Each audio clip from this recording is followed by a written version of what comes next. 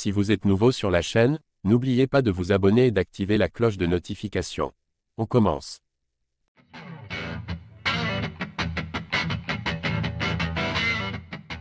Toujours pas de date pour Jon Jones contre Tom Aspinall.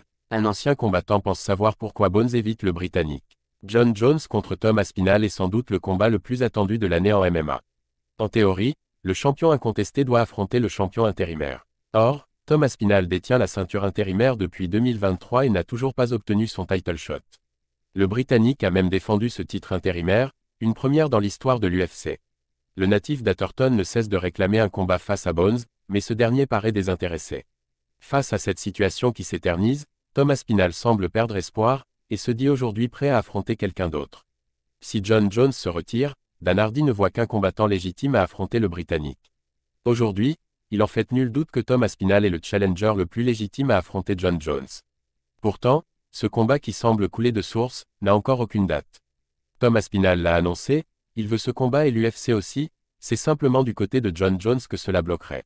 L'ancien combattant aujourd'hui commentateur et analyste de l'UFC Paul Felder, pense savoir ce qui pousse Jon Jones à éviter ce combat. Il s'est exprimé chez MMA Junkie. Il n'y a toujours rien. Le plus fou, c'est que tout est du côté de Jon parce qu'il a le pouvoir de négociation.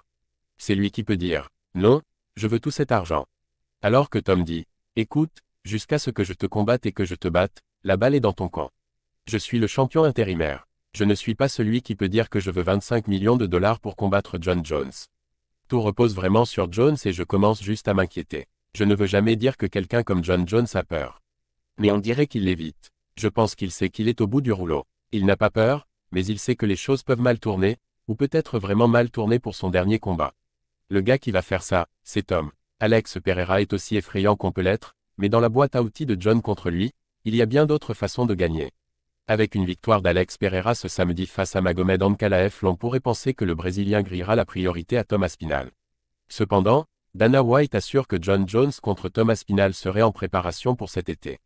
Le public ne sera convaincu que lorsqu'il y aura une annonce officielle. Pensez-vous que Jon Jones évite réellement Tom Aspinall?